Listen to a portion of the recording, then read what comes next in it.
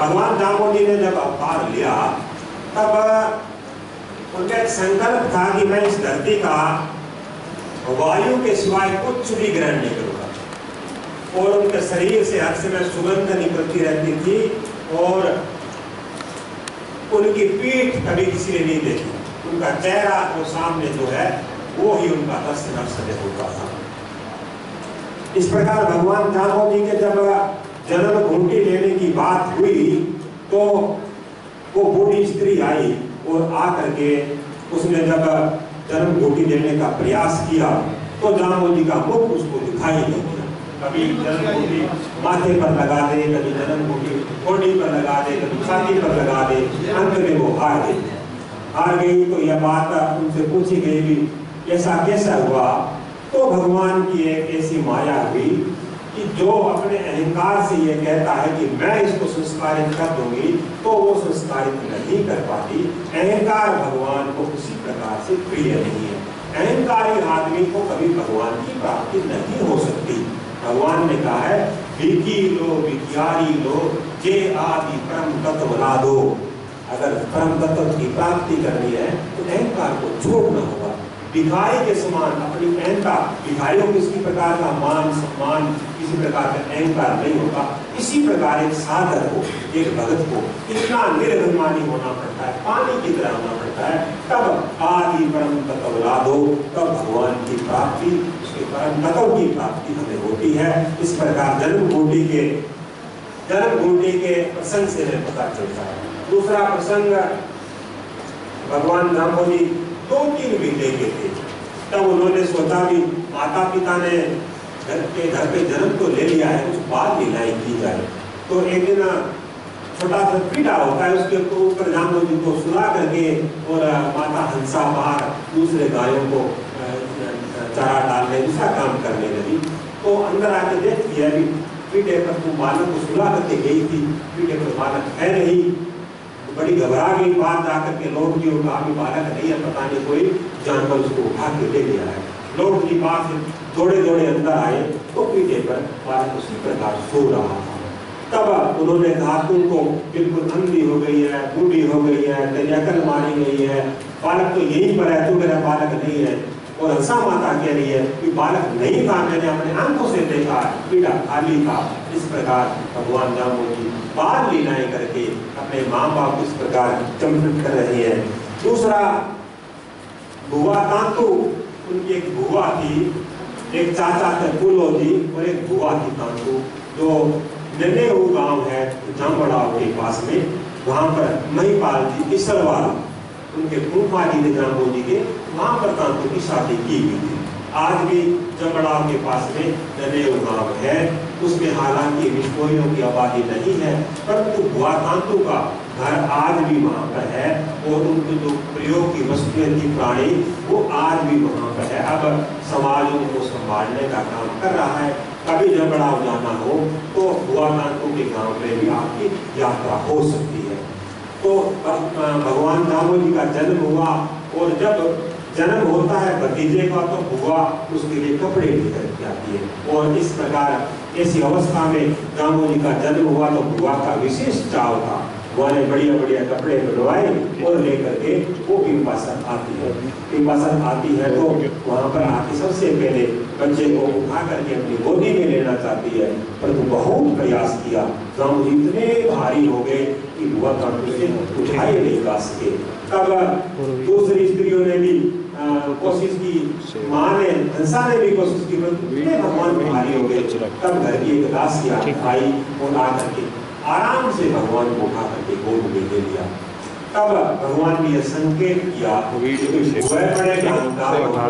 मैं इसकी माँ हूँ, दादी पड़े वो मेरे को माता नहीं है, वो मेरा दास है, यह दासी है, इसमें दास पड़ेगा। दास्य भाव का ऐसा इसका भाव है तो मैं इसके पास आ जाता हूँ। भगवान को तो भी एक स्वामी भाव से, कोई सखा भाव से, कोई पुत्र भाव से, कोई पति भाव से कैसे भी भगवान के साथ संबंध जोड़ता है तो भगवान उसकी हो जाते हैं। इस प्रकार भगवान का यह दूसरा चमत्कार था। एक दिन भगवान 6 महीने की अवस्था थी, तब भगवान अपने झूले में लेटे हुए थे और एक बर्तन में दूध माता हंसा गर्म रख करके घर के दूसरे कामों में लग गई। तब क्या हुआ कि दूध गर्म हो गया और उफड़ने के लिए शुरू ही होने वाला था। तब भगवान दामोदर जी 6 महीने की अवस्था में अपने झूले से निकल करके और उस दूध के बहुत बड़े बर्तन को उतार के नीचे रख दिया और वापिस आकर के झूले में सो गए। भगवान बाहर से माता हंसा ने आकर देखा कि इतना बड़ा दूध का बर्तन इस बालक ने कैसे उठा लिया। प्रभु भगवान को अपनी मां को आनंदित करने के लिए इस प्रकार बाल विदाई कर रहे थे। तब जब भगवान लगभग 2 साल के हुए तब एक संस्कार होता है कर्णवेद संस्कार, जिसमें कान को बीत करके उसमें वो कुछ गहना वगैरह डाला जाता है, मुर्गी वगैरह डालते हैं, बच्चों के समय डाला जाता है। उसमें उस समय बालकों का भी होता था कर्णवेद संस्कार, सबका होता था, चाहे लड़कियां चाहे लड़का। तो भगवान का कर्णवेद संस्कार करने के लिए वो वहाँ पर सुनार ब्राह्मण वगैरह आए। तब तो भगवान का तो वायु शरीर था, उन्होंने बहुत प्रयास किया परंतु कर्णवेद संस्कार नहीं कर सके भगवान का। और वहाँ पर भगवान को प्रणाम करके वापस जाते हैं कि आपकी लीला तो अद्भुत है, आप इन संस्कारों को सबसे ऊपर है, आप वो संस्कार प्रदान करने वाले हैं। इस प्रकार भगवान की जब लगभग अवस्था 4 साल की हुई तो गांव में एक दिन एक जीव हत्यारा भोपा या तांत्रिक आता है और वो लोगों को कहता है कि किसी प्रकार के कष्ट को दूर करने के लिए मैं सक्षम हूँ। और वो क्या करता है, बकरियों की इनकी बलि देता और लोगों को भरमाता है। तब किसी ने कहा लोहट जी को, तुम्हारा बालक है, ये बोलता नहीं है, इसमें भी कुछ असर है, इसको उसके पास तांत्रिक के पास लेकर जाओ। तो उंगली पकड़े हुए दामोदर जी अपने पिताजी के साथ में और उस तांत्रिक के पास जाते हैं। तो वो जीव हत्या कर रहा था, उसने वहाँ पर 11 बकरियां मार रखी थी। वो कह रहा था मैं देवी के भेंट चला रहा हूँ। तब दामोदर जी 4 साल का बोला, अरे दुष्ट, तू क्यों जीवों की हत्या कर रहा है? तूने 13 जीवों की हत्या की है। उसने कहा मैंने 11 जीव मारे हैं। नहीं, एक बकरी के पेट में 2 बच्चे हैं, वो भी मर गए हैं। इस प्रकार किसी जीव की हत्या करने से कोई देवता प्रसन्न होता है तो ऐसे देवता को मैं नहीं मानता और मानना भी नहीं चाहिए। मांस खाने वाला, जीवों की हत्या करने वाला कोई धर्म हो ही नहीं सकता, वो तो अधर्म की जड़ है। इस प्रकार दामोदर जी ने 4 साल के अवस्था में उस भोपे तांत्रिक को, उस जीव हत्यारे को फटकार लगाई और उसको सदुपदेश दिया और वो वहां से गांव छोड़कर चला गया। इस प्रकार दामोदर जी की अवस्था 5 वर्ष की होती है। तो एक संस्कार होता है जनेऊ संस्कार। उसमें ब्राह्मण आकर के वो गले में जनेऊ डालता है। वो हरजी नाम का ब्राह्मण था उनका, वो आकर के दामोदर के जनेऊ संस्कार करने लगा। परंतु जब भी उनको जनेऊ गले में डाले तो जनेऊ नीचे गिर जाए। उसने बहुत प्रयत्न किया, गांठ देने की कोशिश की तो वो छोटी पड़ जाए। अंत में उसने कहा तुम बालक है, कोई वो देव है क्या है, इस प्रकार चमत्कार कैसे दिखा रहा है। तब दामोदर जी ने उसको दिव्य दृष्टि प्रदान की और कहा कि जिसको तुम जनेऊ पहना रहा है वो भगवान विष्णु स्वयं ही है। उसको 5 वर्ष की अवस्था में दामोदर जी ने अपने घर के पुरोहित हरजी ब्राह्मण को इस प्रकार चमत्कृत किया। और भगवान की लगभग 6 साल की अवस्था थी तो भगवान खेलने के लिए छोटे छोटे बच्चों के साथ में जो अपने गांव के वार्ड के बच्चे थे उनको भी आनंदित करना। भगवान के साथ खेलने वाले कोई आम बच्चे थोड़े थे, उन्होंने इतनी तपस्या की तब वहां पर कृपा से उनको जन्म मिला था, भगवान के साथ खेलने का मौका मिला था। वो भी तो इतनी तपस्याओं के बाद में इस दुर्लभ अवसर को प्राप्त करने के योग्य बने। भगवान के साथ खेलने वाले उनकी बाल सखाओं को आनंद करने के लिए भगवान रोज खेलने के जाते। कभी लोग बिजली का खेल खेलते, कभी छिप जाते तो उनको बच्चों से तलाशी नहीं होते थे, कभी शेर बकरी के में शेर बन जाते थे। अनेक प्रकार की लीलाएं करके वो सब बच्चों को आनंदित कर रहे थे। इसी प्रकार लगभग 7 वर्ष की भगवान की अवस्था हो गई। 7 वर्ष की अवस्था हो गई और फिर भी भगवान का जो बोल का था बहुत कम बोलते थे, बहुत कम। तो देख करके चिंता हो गई माँ बाप को, दूसरे बच्चों की क्रिया चंचल नहीं है, उनकी तरह बोलता नहीं है।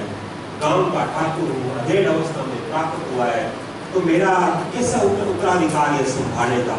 और सभी लोग गांव के लोग कहते हैं ये बच्चा सामान्य नहीं है और पता नहीं इस पर चमत्कार वगैरह हम तो मानते नहीं, कोई किसी देवी का देव का प्रकोप होगा, किसी भूत का प्रकोप होगा, तब ऐसे इस प्रकार करता हुआ, क्योंकि जल्दी जल्दी कोई मानते नहीं है भगवान को। भगवान को कभी मानते हैं जब वो पूरी तरह से अपना सरेंडर कर देते हैं, सब अपने प्रयास खत्म हो जाते हैं और कोई नहीं देखता। यानी अस्पताल में कई बार जाते हैं और ऑपरेशन बिगड़ जाता है। अभी मैंने लखनऊ में ऑपरेशन करवाया था और मेरी बहुत ज़्यादा दिक्कत हो गई और 2 साल पहले की बात है। तब डॉक्टर ने मेरे घर वालों के लिया और वो भगवान से आता, तो सब अपने प्रयास खत्म हो जाते हैं। तब डॉक्टर भी कहते हैं भगवान से, यानी अंतिम आश्रय क्या है? भगवान है। इसी प्रकार जब सब प्रकार के आश्रय खत्म हो जाते हैं तब भगवान का आश्रय याद आता है और भगवान किसी को निराश नहीं करता। उसकी शरण में कोई जाता है तो भगवान उसको तार देते हैं। भगवान बड़े कृपालु है। भगवान हमारे दोषों को, हमारे विकारों को, हमारे किसी प्रकार के अपराधों को, हमारे पापों को की तरफ देखते नहीं। अगर वो देखते तो हमारा कल्याण अनेक जन्मों में, लाखों जन्मों में नहीं हो सकता। इतने बड़े बड़े पाप हमने इस जन्म में, पिछले जन्मों में कर चुके हैं। परंतु भगवान की शरण जाने के बाद में सर्व को कोई जीव को कभी जन्म कोटि अगर नासिक है। भगवान कहते हैं जो जीव मेरे सन्मुख हो जाता है, मेरी तरफ चल पड़ता है, जन चाहे तो काम लोग हरि चाहे सो कोस। भगवान की तरफ एक कदम उठाते हैं, भगवान 100 कोस हमारी तरफ चलते हैं। इतने दयालु भगवान है। तो चलने वाला तो कुछ चाहिए, तो प्रेम से बसने वाला चाहिए, उसे प्रेम करने वाला चाहिए। ऐसे भगवान जब वो की अवस्था 7 वर्ष की होगी, सब चिंतित है, सब सोच रहे हैं ये बालक साधारण नहीं है, किसी देवी का प्रकोप है, क्या है। तब सबने लोहड़ जी को कहा कि तुम बड़े कंजूस हो, कितनी धन संपत्ति है तुम्हारे पास में, परंतु तुम 1 पैसा खर्च नहीं करते हो, इस बालक का इलाज क्यों नहीं कराते हो। सब लोग कहने लगे। तो लोहड़ जी ने आप बताओ मेरे को, मैं कैसे इसका इलाज करूँ। तब किसी ने कहा हेमन राय नाम का बहुत बड़ा पंडित है, उत्तर प्रदेश से आया हुआ है और नागौर में वहां पर बैठा है, लोगों के बड़े बड़े वो कष्ट निवारण कर रहा, तुम उसको कृपा से ले आओ, वो तुम्हारे बच्चे को ठीक कर सकते। तो बहुत बड़ा पंडित था, तांत्रिक था, ज्ञाता था शास्त्रों का और का क्रियाओं का, तंत्र मंत्र का। तो उसको लोग जी गए नागौर, उसको गाय देने की, धन देने की, जो भी उसकी डिमांड थी, उसकी फीस थी, उसको लेकर के कृपासन में आए।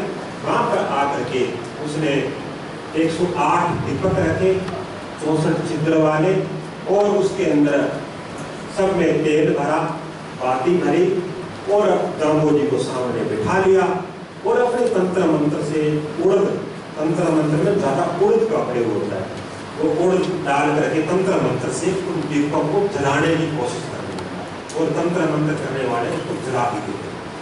तो परंतु भगवान जाम्बो जी सामने बैठे थे तो वो दीपक जल नहीं रहे। सुबह से लेकर के शाम हो गई, उसका सारा तंत्र मंत्र था वो फेल हो गया, वो दीपक नहीं जले। तब वो हार गया। जाम्बो जी उठे, उठ करके वहां से जो पास में कुआं है वहां पर गए और वहां पर एक कुम्हार के घर से कच्चा घड़ा तो उसने अभी तक न्यायी में पकाने के लिए नहीं रखा था, बाहर मिट्टी का बना करके रखा था, वो उठाया भगवान जाम्बो जी। और एक कच्चा सूत जो चरखे पे काटा जाता है, बिल्कुल नरम होता है, टूट जाता है हाथ में लेते ही, उससे उस घड़े को बांधा और कुएं में लटका दिया। कुआं में कितना बहुत डूंगा होता है, 100, 150, 200, 300 फुट का पानी होता है, वो इतना लंबा गया सूत से लटका हुआ घड़ा। भगवान जाम्बो जी ने पानी निकाल करके ले करके वो वहां पर आए और सभी दियों के अंदर वो पानी डाल दिया। पानी डालते ही वो सारे दीपक प्रज्वलित हो गए तेल से। तेल से और घी से तो दुनिया ने दीपक जलते देखे हैं, तो पानी से पहली बार भी दीपक जलते हुए देख रहा था। तब जाम्बो जी ने उस पुरोहित को इंगित करते हुए हम सब के लिए, पूरी मानव जाति के लिए प्रथम शब्द का उच्चारण किया। वीडियो साहब प्रथम शब्द बोलेंगे, ओम गुरु के नाम गुरु के नाम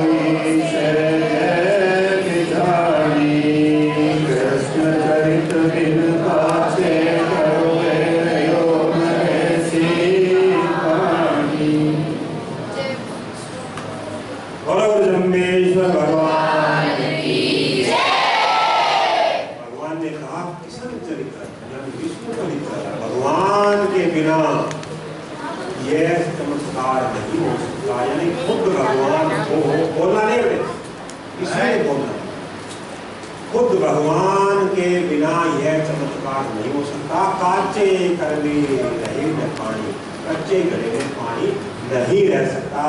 जब भगवान खुद ऐसा चमत्कार करते हैं तब यह भगवान अवतार लेकर के करते हैं, तभी यह संभव है। यह बात है सम्मत 1515। भगवान जाम्बोजी ने नोट कर लेना से बच्चे, भगवान जाम्बोजी ने प्रथम शब्द का उच्चारण किया उस समय सम्मत 1515 था। 7 वर्ष की अवस्था थी, रविवार का दिन था और सन था 1458। 1458 में शब्द वाणी का जाम्बोजी ने प्रथम शब्द उच्चारण किया। बहुत ही गंभीर शब्द है। शब्द वाणी का जन्म सागर में कभी इसका अर्थ पढ़ के देखना। 7 वर्ष का एक बालक इतने गंभीर शब्द उपदेश दे रहा है उस पुरोहित को। तो बोलो नहीं, बोलना नहीं है, बोलो तो फायदा नहीं, मेरे बोलने का फायदा, आप बोलो ध्यान से सुनो।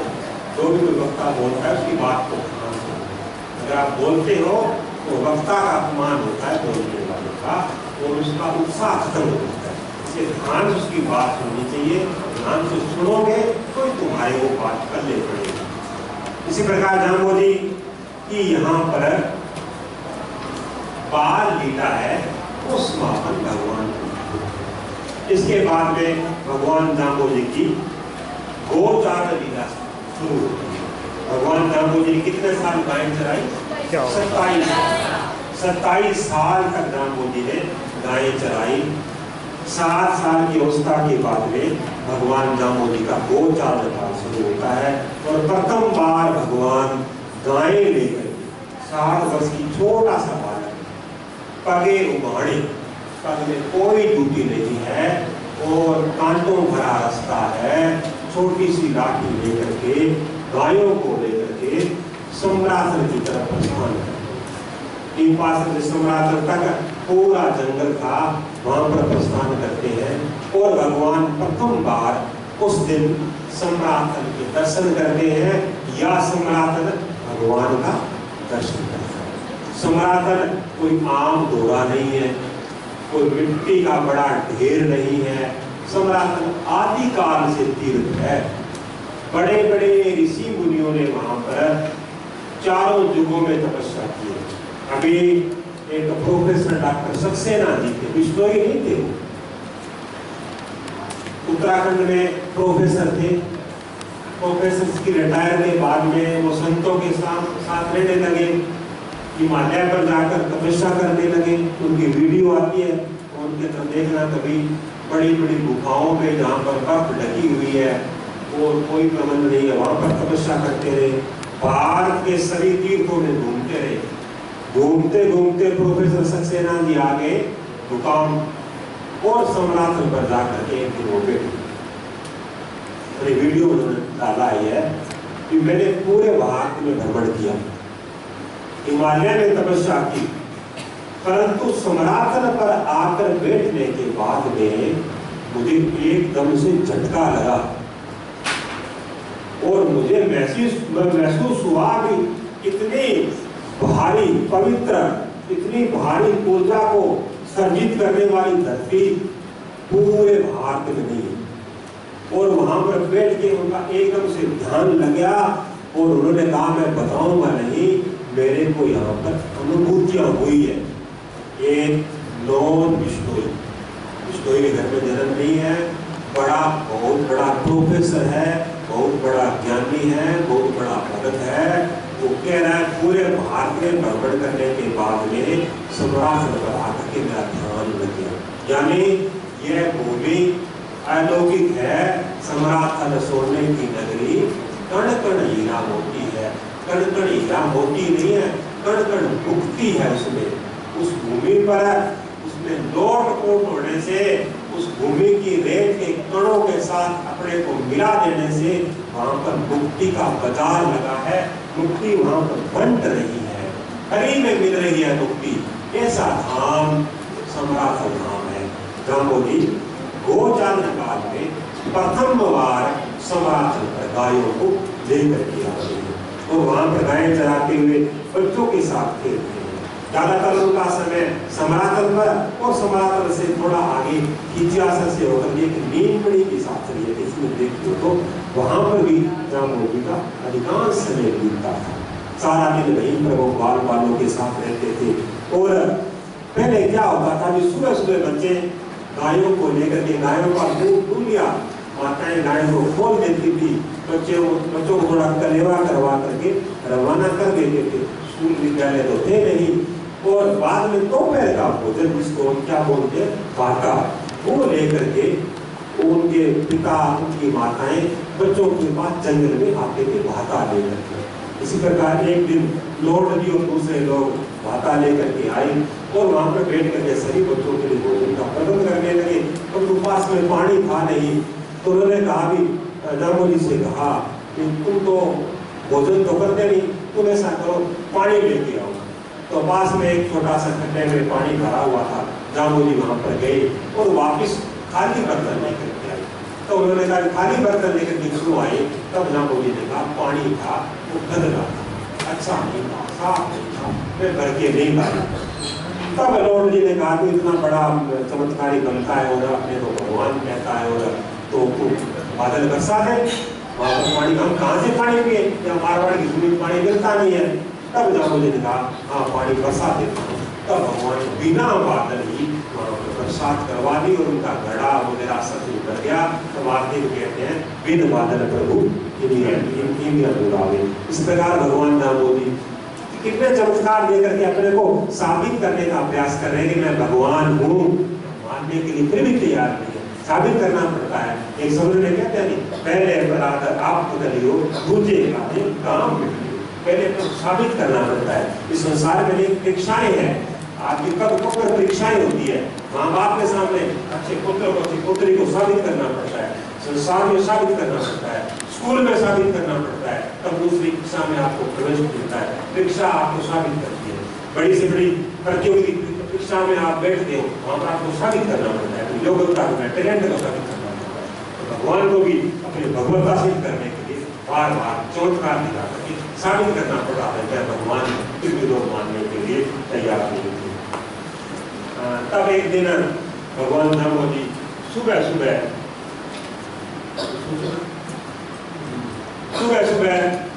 गायों को ले प्रस्थान करने के लिए कुएं पर पानी पिला रहे थे। उस समय मेड़ता का राव दूधा जी आया। दूधा जी मीराबाई के दादा थे। उनको उनके भाई ने वहां से राज से निकाल दिया था। वो आया और उसने देखा कि छोटा सा 7 वर्ष का बालक है और वो गायों को इशारा करके पानी पिला। इस प्रकार इशारा करता है, 5 गायें उठ के आती है, इस प्रकार 10 गायें उठ के आती है, 15 गायें उठ के आती है। जितना इशारा करता है वो भी इतनी आती है। तो मैं तो राजा हूँ, मेरी तो कोई प्रजा जो इंसान है वो नहीं मानते, इसलिए ये जानवर अनमोल जानवर किसे मान रहे हैं? सभी गायों को इस प्रकार पानी पिला करके जाम्बोजी वन की तरफ प्रस्थान करते हैं। और वो दूधो जी था, वो घोड़े पर सवार था और वो भी अपने घोड़ा लेकर के जाम्बोजी के पीछे चल पड़ता है। इस बालक से अब एकांत में जाकर के मिला जाए और पूछा जाए भी इतने चमत्कार तुम कैसे दिखा रहे हो? पर वो घोड़े को पूरी स्पीड से चलाने के बाद में वो जाम्बोजी को पकड़ नहीं पाया। उतनी दूरी खड़ी रही जितनी पिपासा से चलते समय। रास्ते में जाकर के उसने देखा भी यह बालक इतनी दूरी पर है, तेरा घोड़ा कितनी स्पीड से दौड़ रहा है, बात तो कुछ है। तब वो नीचे उतरता है घोड़े से, घोड़े नीचे उतर करके दूधा जी भगवान को साष्टांग प्रणाम करते हैं। प्रणाम करके भगवान को सामने खड़े हैं। दूधा बताओ क्या बात है? तो भगवान से विनय करने के बाद भगवान से दूधा जी कहते हैं, मेरे भाई ने मेरे राज्य को छीन करके मेरे को निकाल दिया। तब पास में ये केर था, उसकी सूखी लकड़ी थी, भगवान उठा करके दे देते हैं, ये लकड़ी ले जाओ, ये लकड़ी तुम्हारे लिए तलवार का काम करेगी। मैं तेरे को तलवार नहीं दूंगा क्योंकि जाम्बोजी को हिंसक वर्दी कभी पसंद नहीं। भगवान जाम्बोजी ने कभी युद्ध नहीं होने दिया, अनेक राजाओं में समझौता करवाया था। युद्ध के प्रति उनका बिल्कुल यह काफी हिंसा वर्ती नहीं होती। भगवान ने कहा ये लकड़ी ले जाओ केर का मंडा, ये तुम्हारे राज्य को पसंद कर दिया। उस लकड़ी को ले जा करके जब वो वहां पर गए तो सामने उसके भाई ने समर्पण कर दिया और दूधाजी का मेड़का के ऊपर राज्य हो गया। तब दूधाजी ने कहा आज से मेरा राज्य मेरा नहीं है, यह जाम्बोजी का राज्य है। और उसने अपनी पगड़ी थी, पगड़ी के अंदर छोटा सा एक तो कुछ बात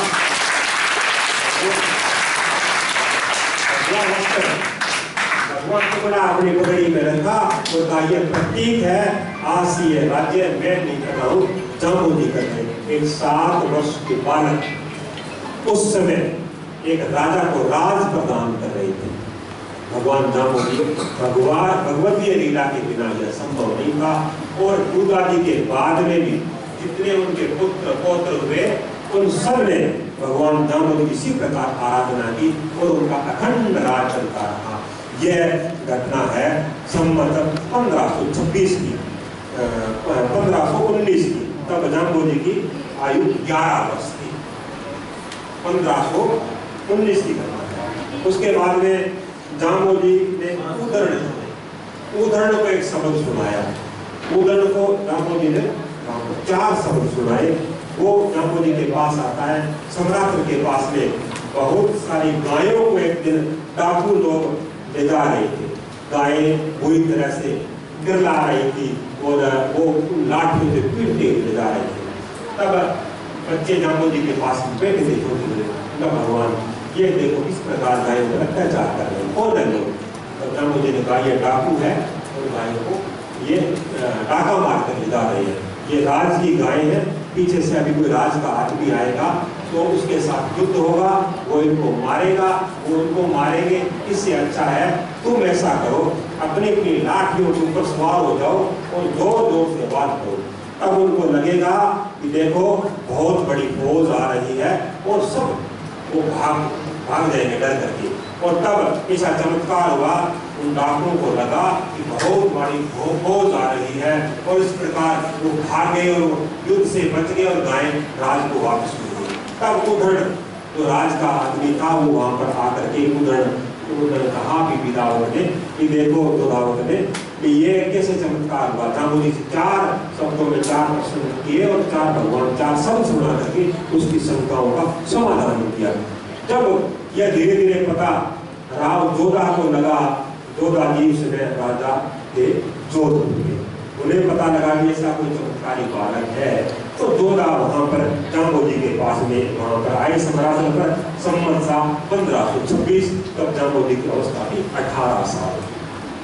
तब जोधा के साथ जाम्बोजी का संवाद हुआ तो जाम्बोजी ने एक बेरी साल नगाड़ा दिया। नगाड़ा जानते किसको कहते हैं? बजाने वाला यंत्र होता है, वो मंदिर में बजाते। वो नगाड़ा जाम्बोजी ने कहा इस नगाड़े को बजाते ही तुम्हारे जो दुश्मन है उनके हृदय में भय उत्पन्न हो जाएगा। तो बैरी साल, बैरी का मतलब होता है दुश्मन, और साल का जो बैरी को परास्त कर दे, इसकी आवाज मात्र से ये तुम्हारा सारा जो बैरी है तुम्हारे दुश्मन है वो उसकी आवाज मात्र से परास्त हो जाएगी।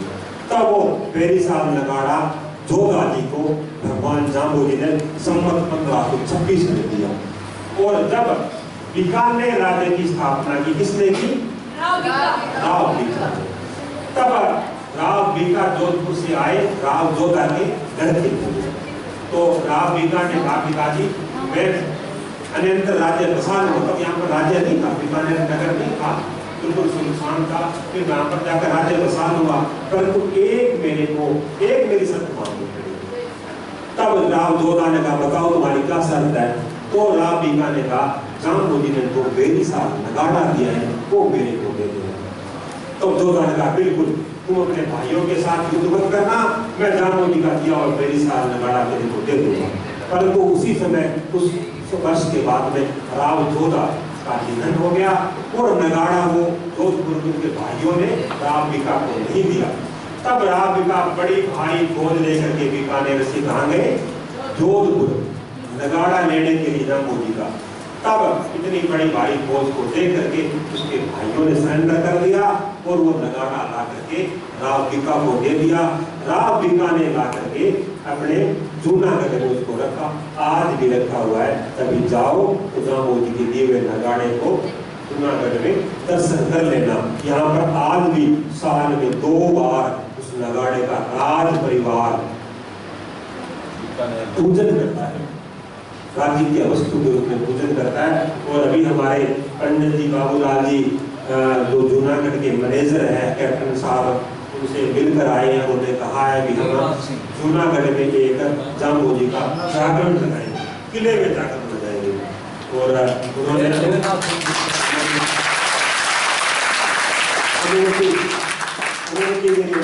वहाँ पर काली की तरफ से लेटर लिख के देंगे, तो उस समय वहाँ लगाने को ला करके वहाँ पर पूजन करेंगे और जामो जी का बढ़िया जागरण जूनागढ़ किले में लगाएंगे। आज सब भी लोग वहाँ पर आना, तो लगाने का जामो जी का दिए हुए लगाने का आओ वहाँ पर दर्शन करेंगे। इस प्रकार भगवान जामो जी अनेक चमत्कारी खींचियासर गांव में मीठे कुएं का जामो जी ने वहाँ पर जल निकाल करके, वहाँ पर जल नहीं था, खींचियासर गांव पर सिंहासन से आके वहाँ पर जल का प्रबंध किया। और भुआ तातू को जामो जी ने संध्या मंत्र का उपदेश दिया। लेकिन भुआ तातू आई और भगवान जामो जी कहने लगी कि कोई ऐसा साधारण मुक्ति का उपाय बताओ, क्योंकि बड़े बड़े उपासनाएं हैं मेरे से नहीं होती। तब जामो जी ने संध्या मंत्र ओम सादा वक्ता को गानो, तो संध्या मंत्र है वो भुआ तातू को दिया। केवल भुआ तातू को नहीं दिया, हम सबको वो संध्या मंत्र दिया। और हम सुबह शाम संध्या मंत्र का यहाँ पर पाठ करने के बाद में ही कुछ खाने पीने के अधिकारी बनते हैं। जिसने गुरु धारण कर लिया है, सुबह जो बन गए हैं, उनको सुबह संध्या मंत्र के जाप के बिना कुछ भी खाना पीना नहीं चाहिए, यह अपराध है। संध्या मंत्र के जाप के बाद ही वो कुछ खाने पीने के लिए योग्य बनते हैं। तो संध्या मंत्र जामो जी ने भुआ तातू को प्रदान किया और भुआ तातू के द्वारा ये उनके द्वारा दिया, तो हम सब के लिए है ये। इस प्रकार जामो जी की अवस्था 32 वर्ष की हो गई। इस समय अनेक चमत्कार दिखाए, अनेक लोगों को उपदेश दिए। 32 वर्ष की अवस्था में सम्मत आ गया 1540। तब लोहट जी और हंसा माता बूढ़े हुए। उन्होंने कहा बेटा हम अब शरीर हमारा दर्जन हो गया है, हम प्रस्थान करना चाहते हैं, वैकुंठवास चाहते हैं, तुम शादी कर लो। तो जामो जी ने कहा मैंने शादी करने के लिए संसार में ऐसे भोग विलास के लिए वंश परंपरा बढ़ाने के लिए जन्म नहीं लिया है। मैं तो यहाँ पर 12 करोड़ जीवों को तारने के लिए आया हूँ और उपदेश देने के लिए आया हूँ। आप चिंता मत करें, आपकी वंश परंपरा अगर शादी करके बढ़ेगी तो 2-3 पीढ़ी के बाद तक नाम भूल जाएंगे, परंतु मैं जो काम करने जा रहा हूँ युगों युगों तक वो लोगों को तारता रहेगा। इस प्रकार माता और पिता को जामो जी ने संतुष्ट किया और उनको वैकुंठवास जाने का उनका प्रबंध किया। चैत सुदी 9वीं सम्मत 1540 को लोहट जी इस धरती को छोड़ करके वैकुंठवास प्रस्थान करते हैं और ठीक 5 महीने बाद में भादोवती पूर्णिमा सम्मत 1540 को हंसा माता इस धरती को छोड़ करके जाती है। यहाँ पर गुरु जामो जी का गोचारण काल समापन होता है। कल उनका उपदेश काल में भगवान ने जो उपदेश दिए हैं 51 साल में, उस पर आपके साथ चर्चा करेंगे। आज का यह पीरियड यहीं पर हम समाप्त करते हैं। अब